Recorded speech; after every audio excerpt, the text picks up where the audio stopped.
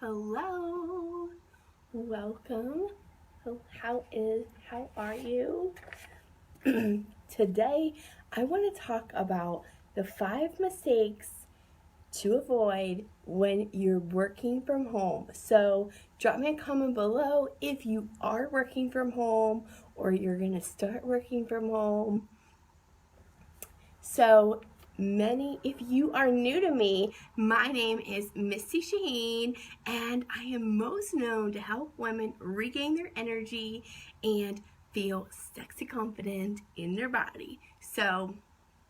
But today I want to talk about something a little bit different. So, I want to talk about some mistakes that I made when I first started my very first business working from home.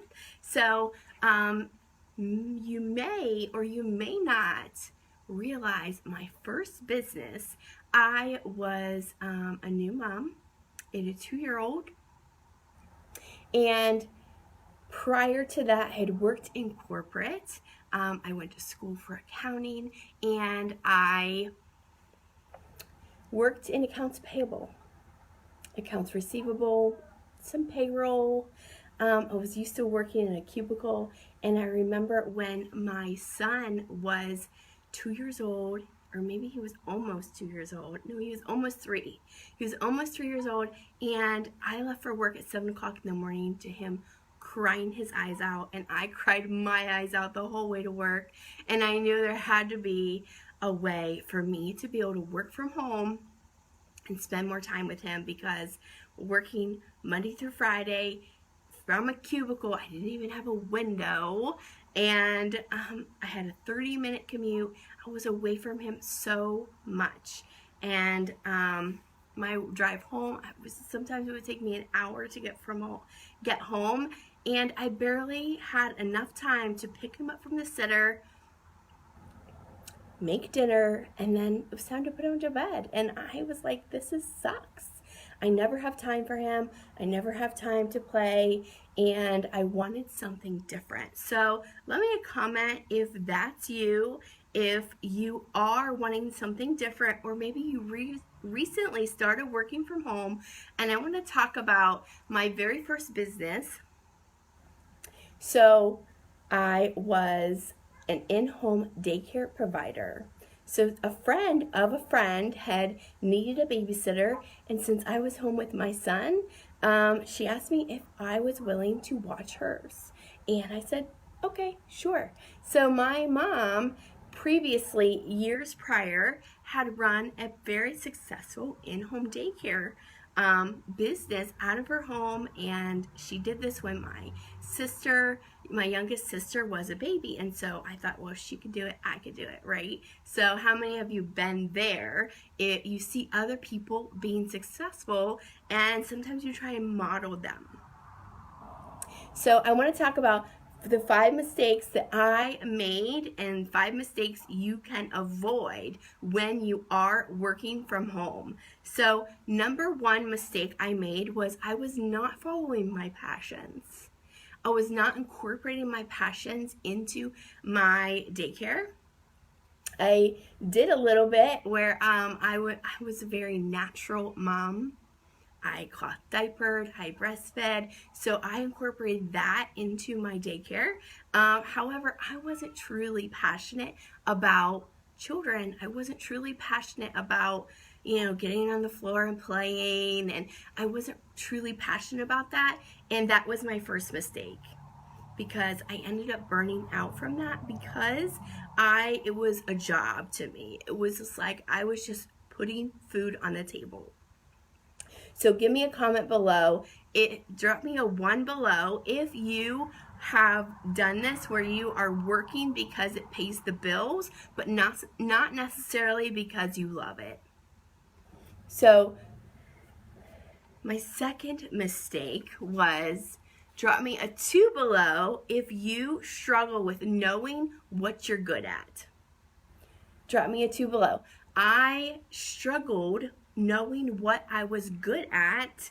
I didn't know what my strengths were. I was coming from corporate. I was very good with numbers. I was very good behind a computer, but now I'm an in-home daycare provider, and that was a totally different ballgame. And I didn't truly know what I was really good at. And I spent years taking personality tests, strengths finders. One of my favorite strengths finder, if you are struggling with this, my favorite strengths finder is on gallup.com. And now, of course, I use astrology to help people identify what some of those natural born gifts are. What are some of those talents that are so natural to you?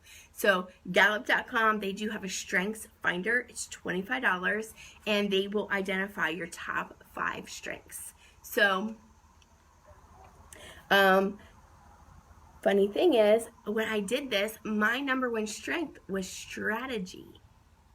Strategy was my number 1 strength. And here I was as an in-home daycare provider, not utilizing that at all. So thank you for joining. We are talking about 5 mistakes to avoid if you are working from home.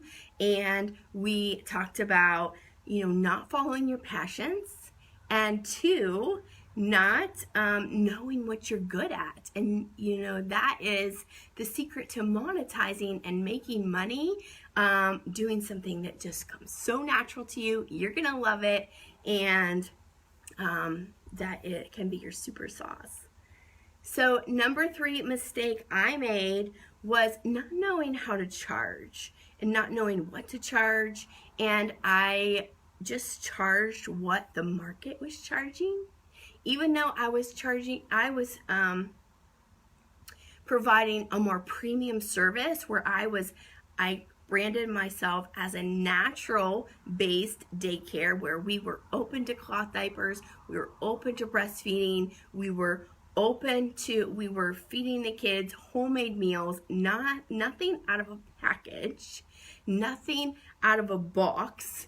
And so this was a premium service, and if I would have known what I know now, I would have used that in my marketing to know that I could charge a premium rate because I was doing something no one else was doing. Number four mistake that I made was I didn't have any boundaries. I had no boundaries. So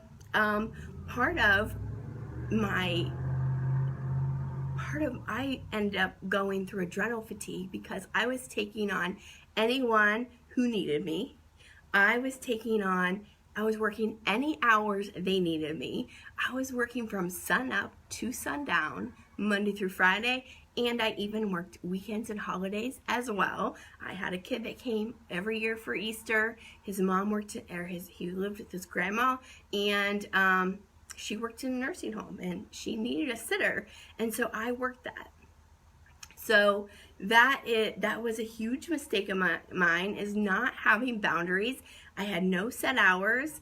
I would just work whenever someone needed me.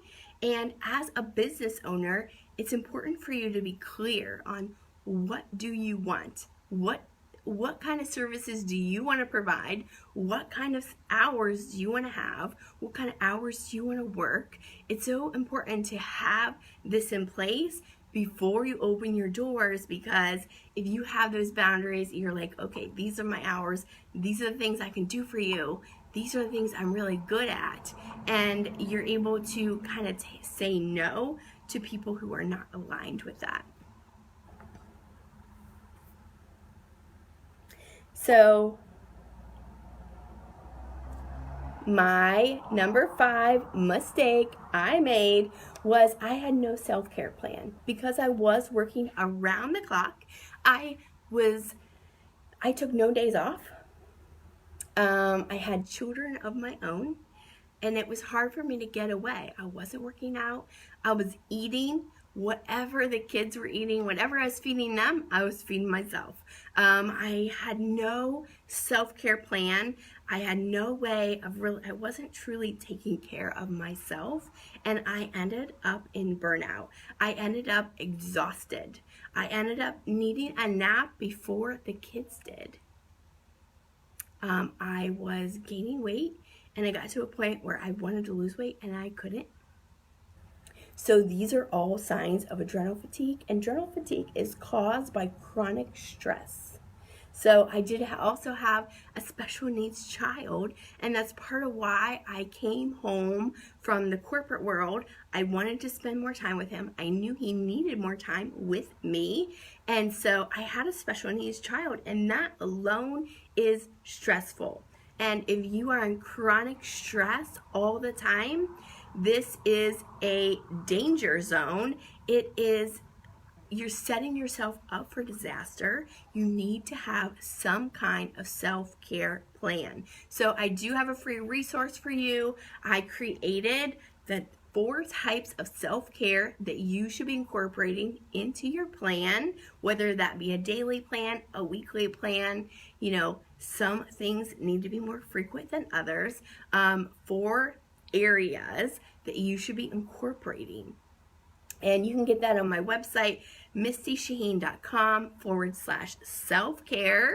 And I am also going to give you a bonus. Another area that, big mistake I made, and I think my business could have been a success, and I may still be running it if I had done this one thing, and that was delegate and outsource.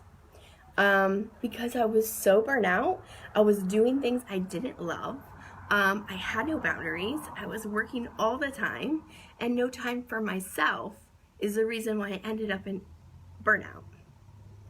However, if I would have brought on an assistant to take care of some of those tasks that I really didn't like to do, like meal planning, like planning the curriculum, or what are we going to do today, because I did try to incorporate, fine motor skills and gross motor skills development, social skill development. I did include all of that, but I didn't have a degree in teaching. I never went to school for teaching. I went to school for accounting and business management.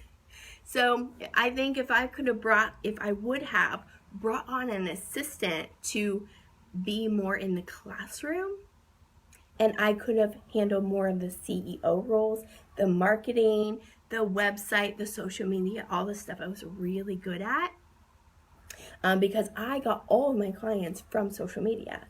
I didn't do any formal advertising, and I have a free website that's still out there. I don't have access to the email I created it with, and about once or twice a year, I get phone calls asking me if my daycare is still open, if I'm accepting new kids. So I closed that business 5 years ago. So I'm still getting calls. I don't know how to take the website down. I put it up. It was just a free weekly website, nothing crazy. And I created it myself. Whatever, But so to recap, 5 mistakes to avoid if you're working from home. 1, find what you're passionate about.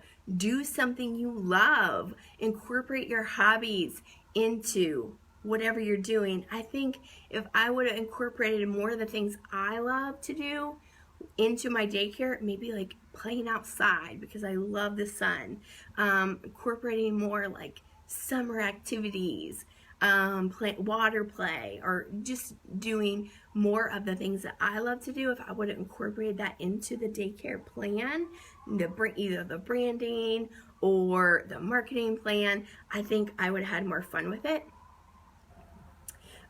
2 was knowing what you're good at.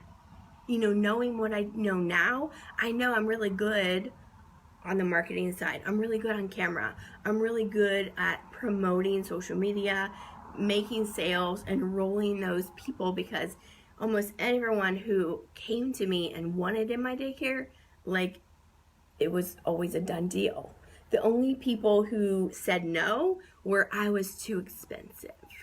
And that was an ego crush for me. So that was the third one. Third mistake is not knowing how to charge. And if I would have known what I know now about brand positioning and knowing how you're different and how to position yourself in the marketplace, I would have charged higher prices, not lower prices, because knowing that I was offering more of a premium service and really putting that out into my marketing. Number 4 was having boundaries, knowing what you will do, what you won't do. It's important to have those solid boundaries. What is it that you want from your business? You're not here just to work and pay bills. So, and number 5 was having a self-care plan. I didn't have a self-care plan, and I ended up in burnout because I wasn't taking care of myself, and I was exhausted all the time. I was eating crap food. I wasn't working out. I had no days off, and no days where I could just like go to the mall and just lose time or go get myself a Starbucks coffee. That is in my self-care plan today. So I use now I am creating a little mini course on how to create your ideal secret self-care plan using astrology.